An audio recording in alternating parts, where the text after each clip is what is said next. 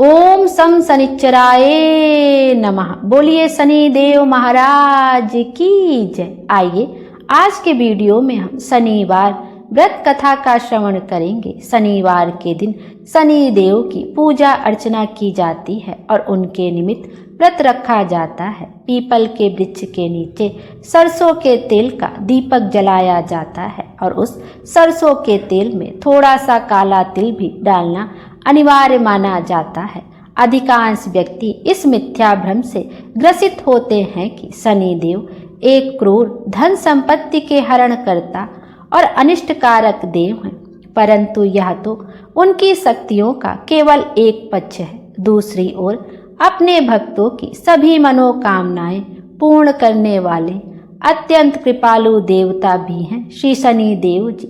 राजा को रंक और रंक को राजा, कोढ़ी को कमनीय काया का स्वामी और दुराचारी को श्री संपन्न धर्मात्मा बनाना श्री शनि देव के लिए सहज ही संभव है। बोलिए शनि देव महाराज की जय। आइए अब शनि देव का ध्यान करते हुए हम शनिवार की व्रत कथा का श्रवण करते हैं। ओम सम शनिश्चराय नमः। शनिवार व्रत कथा।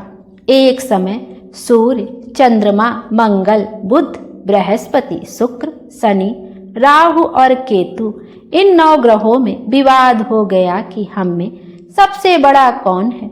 जब आपस में कोई निश्चय ना हो सका तो सब देवराज इंद्र के पास गए और कहने लगे कि आप सब देवताओं के राजा हैं, इसलिए आप हमारा न्याय करके बताएं कि हम 9 ग्रहों में सबसे बड़ा कौन है। राजा इंद्र इनका प्रश्न सुनकर घबरा गए और कहने लगे कि मुझ में सामर्थ्य नहीं है जो किसी को बड़ा या छोटा बतला सकूं। मैं अपने मुख से कुछ नहीं कह सकता। हाँ, एक उपाय हो सकता है। इस समय पृथ्वी पर राजा विक्रमादित्य बहुत बड़े न्याय करता है, अतः आप सब जाकर उनसे फैसला करा लें। यह सुनकर सभी ग्रह देवता चलकर भूलोक में जाकर राजा विक्रमादित्य की सभा में आकर उपस्थित हुए और अपना प्रश्न राजा के सामने रखा। राजा उनकी बात सुनकर बड़ी चिंता में पड़ गए कि मैं अपने मुख से किसको बड़ा और किसको छोटा बताऊंगा। जिसको छोटा बतलाऊंगा वही क्रोध करेगा।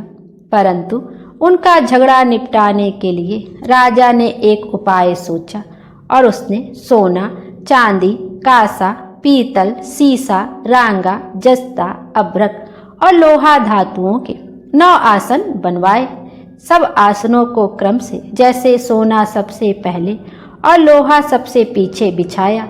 इसके पश्चात राजा ने सब ग्रहों से कहा कि आप सब अपने अपने आसनों पर बैठ जाएं। जिसका आसन सबसे आगे वह सबसे बड़ा और जिसका आसन सबसे पीछे वह सबसे खुद को छोटा जाने, क्योंकि लोहा सबसे पीछे था और वह शनि देव का आसन था। इसलिए शनि देव ने समझ लिया कि राजा ने मुझे सबसे छोटा बना दिया है। इस पर शनि देव को क्रोध आया और उन्होंने कहा कि राजा, तू मेरे पराक्रम को नहीं जानता। सूर्य एक राशि पर 1 महीना, चंद्रमा 2.25 दिन, मंगल 1.5 महीना, बृहस्पति 13 महीने, बुध और शुक्र 1-1 महीने, राहु और केतु दोनों उल्टे चलते हुए केवल 18 महीने रहते हैं। परंतु मैं एक राशि पर 2.5 और 7.5 साल तक रहता हूँ। बड़े बड़े देवताओं को भी मैंने भीषण दुख दिया है। राम जी को 7.5 आई तो उन्हें वनवास हो गया और रावण को 7.5 आई तो राम और लक्ष्मण ने सेना लेकर लंका पर चढ़ाई कर दी, रावण के कुल का सर्वनाश कर दिया। हे राजा, अब तुम सावधान रहना। राजा कहने लगा, जो भाग्य में होगा देखा जाएगा। उसके बाद अन्य ग्रह तो प्रसन्नता के साथ चले गए, परंतु शनि देव बड़े क्रोध के साथ वहां से सिधारे। कुछ काल व्यतीत होने पर जब राजा को 7.5 की दशा आई तो शनि देव घोड़ों का सौदागर बनकर अनेक सुंदर घोड़ों सहित राजा की राजधानी में आए। जब राजा ने सौदागर के आने की खबर सुनी तो अपने अश्वपाल को अच्छे अच्छे घोड़े खरीदने की आज्ञा दी। अश्वपाल ऐसे अच्छे नस्ल के घोड़े देखकर और उनका मूल्य सुनकर चकित हो गया और तुरंत ही जाकर राजा को खबर दी। राजा उन घोड़ों को देखकर एक अच्छा सा घोड़ा चुनकर उस पर सवारी करने के लिए चढ़ा। राजा के पीठ पर चढ़ते ही घोड़ा जोर से भागा। घोड़ा बहुत दूर एक बड़े जंगल में जाकर राजा को छोड़कर अंतर्ध्यान हो गया। इसके बाद राजा अकेला जंगल में भटकता रहा। बहुत देर के पश्चात राजा ने भूख और प्यास से दुखी होकर भटकते भटकते एक ग्वाले को देखा। ग्वाले ने राजा को प्यास से व्याकुल देखकर पानी पिलाया। राजा की उंगली में एक अंगूठी थी, वह उसने निकालकर प्रसन्नता के साथ ग्वाले को दे दी और शहर की ओर चल दिया। राजा शहर में पहुंचकर एक सेठ की दुकान पर जाकर बैठ गया और अपने आप को उज्जैन का रहने वाला तथा अपना नाम बीका बतलाया। सेठ ने उसको कुलीन मनुष्य समझकर जल आदि पिलाया। भाग्यवश उस दिन सेठ की दुकान पर बिक्री बहुत अधिक हुई। तब सेठ उसको भाग्यवान पुरुष समझकर भोजन कराने के लिए अपने साथ ले गया। भोजन करते समय राजा ने एक आश्चर्य की बात देखी कि खूंटी पर हार लटक रहा है और वह खूंटी उस हार को निगल रही है। सेठ को कमरे में हार ना मिला तो सबने यही निश्चय किया कि सिवाय बीका के और कोई इस कमरे में नहीं आया, अतः अवश्य ही उसी ने हार चोरी किया है। 5-7 आदमी इकट्ठे होकर उसको फौजदार के पास ले गए। फौजदार ने उसको राजा के सामने उपस्थित कर दिया और कहा कि यह आदमी तो भला प्रतीत होता है, चोर नहीं मालूम होता, परंतु सेठ जी का कहना है कि इसके सिवाय और कोई घर में आया ही नहीं, अवश्य ही इसी ने चोरी की है। राजा ने आज्ञा दी कि इसके हाथ पैर काटकर चौरंगिया किया जाए। राजा की आज्ञा का तुरंत पालन किया गया और बीका के हाथ पैर काट दिए गए। कुछ काल व्यतीत होने पर एक तेली उसको अपने घर ले गया। बीका कोल्हू पर बैठा हुआ अपनी जुबान से बैल हाँकता रहा। कुछ वर्षों में शनि की दशा समाप्त हो गई। एक रात को वह वर्षा ऋतु के समय मल्हार राग गाने लगा।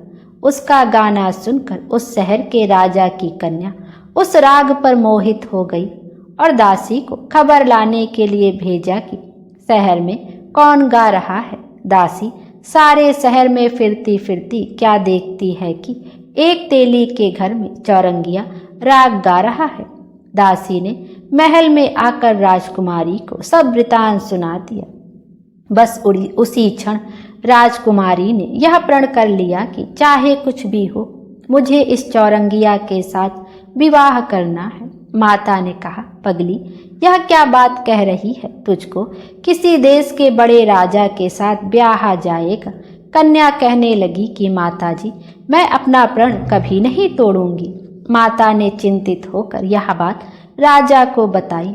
जब महाराज ने भी आकर यही समझाया कि मैं अभी देश देशांतर में अपने दूत भेजकर सुयोग्य, रूपवान एवं बड़े से बड़े गुणी राजकुमार के साथ तुम्हारा विवाह करूंगा, ऐसी बात तुमको कभी नहीं विचारनी चाहिए। कन्या ने कहा, पिताजी, मैं अपने प्राण त्याग दूंगी, परंतु किसी दूसरे से विवाह नहीं करूंगी। इतना सुनकर राजा ने क्रोध से कहा, यदि तेरे भाग्य में ऐसा ही लिखा है तो जैसी तेरी इच्छा हो वैसा ही कर। राजा ने तेली को बुलाकर कहा कि तेरे घर में जो चौरंगिया है उसके साथ मैं अपनी कन्या का विवाह करना चाहता हूँ। अपने घर जाकर विवाह की तैयारी करो। राजा ने उसी समय राजकुमारी का विवाह चौरंगिया विक्रमादित्य के साथ कर दिया। रात्रि को शनि देव ने विक्रमादित्य को स्वप्न दिया, राजा देखो, मुझको छोटा बतलाकर तुमने कितने दुख उठाए। राजा ने क्षमा मांगी। शनि देव ने प्रसन्न होकर विक्रमादित्य को हाथ पैर दिए।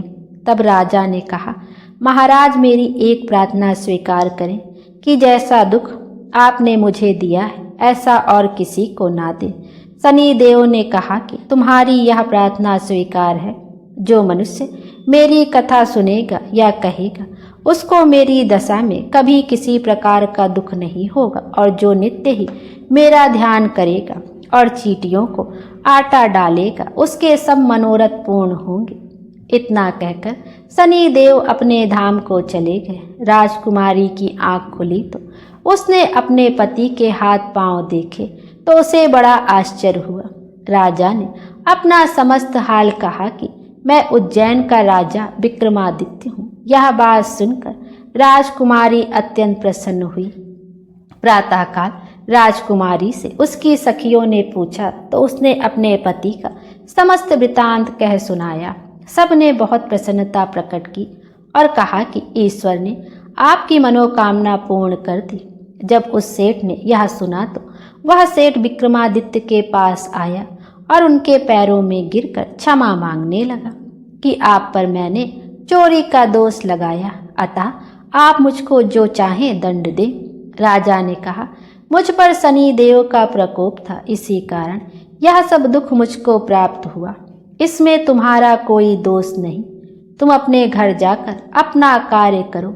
सेठ बोला कि मुझे तभी शांति होगी जब आप मेरे घर चलकर प्रीतिपूर्वक भोजन करेंगे। राजा ने कहा कि जैसी आपकी मर्जी हो वैसा ही करें।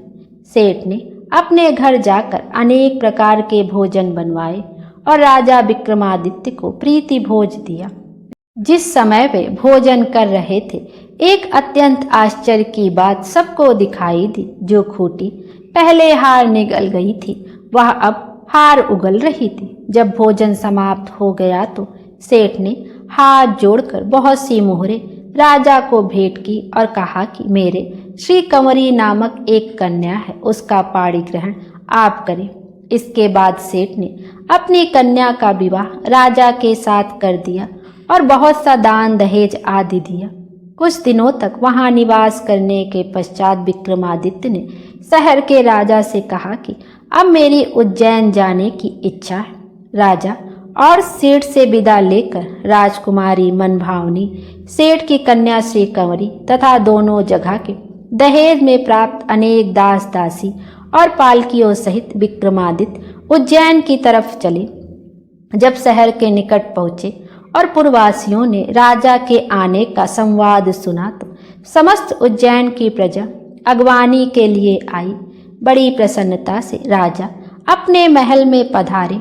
सारे शहर में बड़ा भारी महोत्सव मनाया गया और रात्रि को दीपमाला की गई।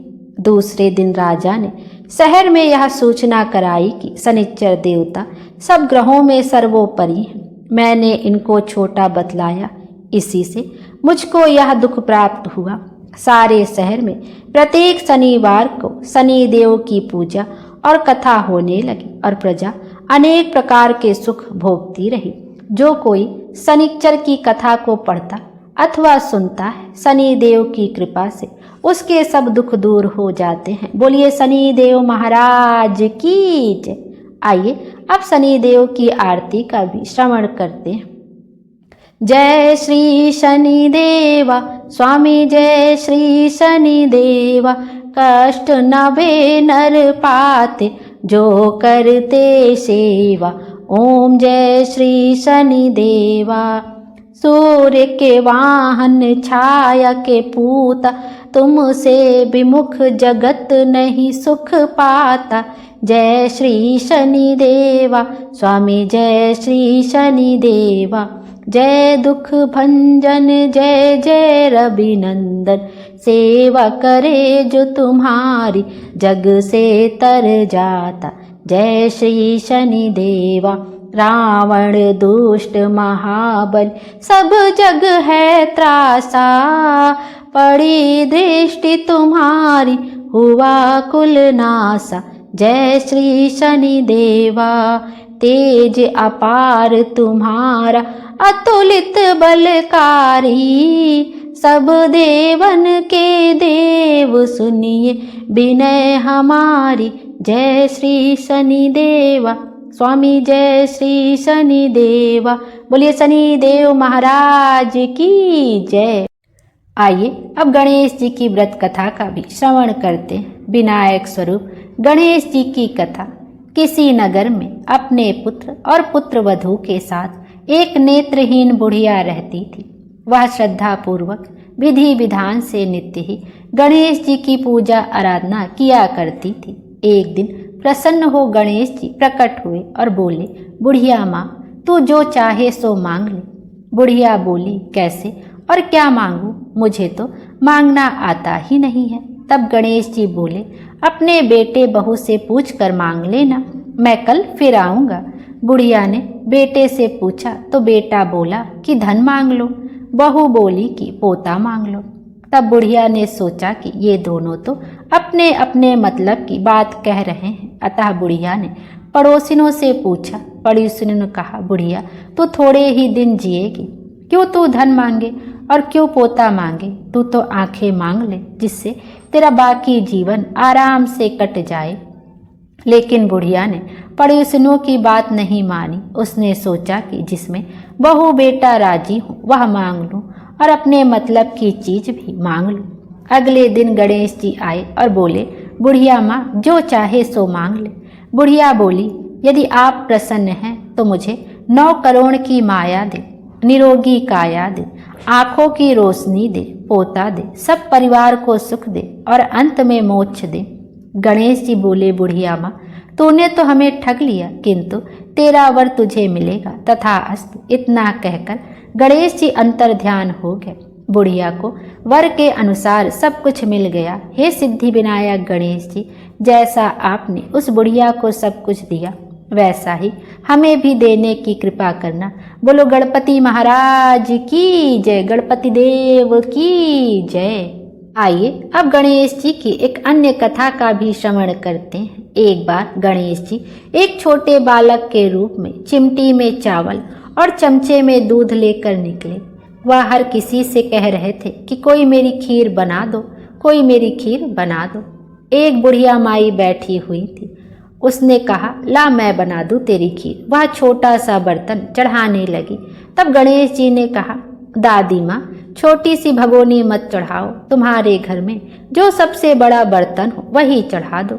बुढ़िया ने वही चढ़ा दिया। वह देखती रह गई कि जो थोड़े से चावल उस बड़े बर्तन में डाली थी वह तो पूरा भर गया है।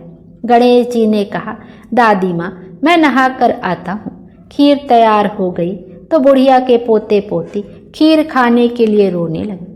तब बुढ़िया ने कहा, गणेश जी, तेरे भोग लगे कहकर चूल्हे में से थोड़ी सी खीर निकाली और कटोरी भर कर बच्चों को दे दी। बुढ़िया की पड़ोसन ऊपर से देख रही थी तो बुढ़िया ने सोचा यह चुगली कर देगी, तो एक कटोरा भरकर उसे भी पकड़ा दिया।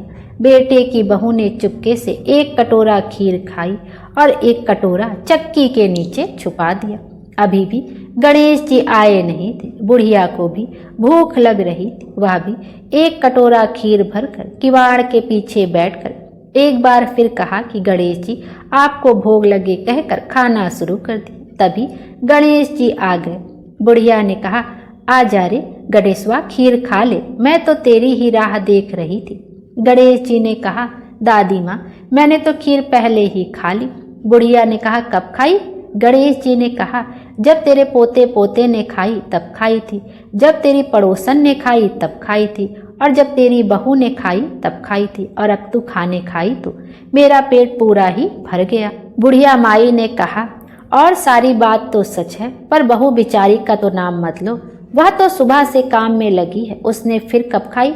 गणेश जी ने कहा, चाची के नीचे देख, जूठा कटोरा पड़ा है और तूने तो मेरे भोग तो लगाया, वह तो वैसे ही खा गई।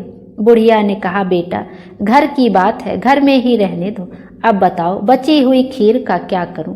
गणेश जी ने कहा, पूरी नगरी को जिमा दो। बुढ़िया ने पूरी नगरी जिमा दी, फिर भी बर्तन पूरा ही भरा था। राजा को पता लगा तो बुढ़िया को बुलवाया और कहा, क्यों रे बुढ़िया, ऐसा बर्तन तेरे घर पर शोभे, अच्छा लगे या हमारे घर पर शोभे? बुढ़िया ने कहा, राजा जी आप ले लो। राजा जी ने खीर का बर्तन महल में मंगा लिया।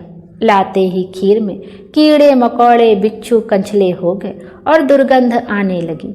यह देखकर राजा जी ने बुढ़िया से कहा, बुढ़िया, बर्तन वापस ले जा जो तुझे हमने दिया। बुढ़िया ने कहा, राजा जी आप देते हो, पहले ही कभी दे देते।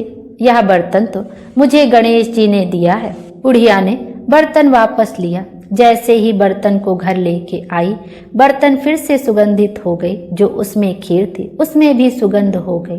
घर आकर बुढ़िया ने गणेश जी से कहा, बची हुई खीर का क्या करें? गणेश जी ने कहा, झोपड़ी के कोने में गड्ढा खोद कर गाड़ दो। उसी जगह सुबह उठकर वापस खोदोगी तो धन के 2 चरे मिलेंगे। ऐसा कहकर गणेश जी अंतर ध्यान हो गए। जाते समय झोपड़ी को लात मारते हुए गए तो झोपड़ी के स्थान पर महल हो गया। सुबह बहू ने फावड़ा लेकर पूरे घर को खोद दिया तो कुछ भी नहीं मिला। बहू ने कहा, सासू जी थारो गणेश जी तो झूठो है। सास ने कहा, बहू मारो गणेश झूठो तो नहीं है, ला मैं देखूं। वहाँ सुई लेकर खोजने लगी तो टन टन करते 2 धन के चरे निकले। बहू ने कहा, सासू जी गणेश जी तो साचो ही हैं। सास ने कहा, गणेश जी तो भावनाओं के भूखे हैं। या गणेश जी, जैसा आपने बुढ़िया को दिया वैसा सबको देना। विनायक जी की कहानी कहने वाले, हुंकारा भरने वाले और सबको सुनने वाले सबको देना। बोलिए गणेश जी महाराज की जय। गणेश जी महाराज हम सबकी मनोकामना पूर्ण करें और हमारे जीवन को खुशियों से भर दें। Thank you.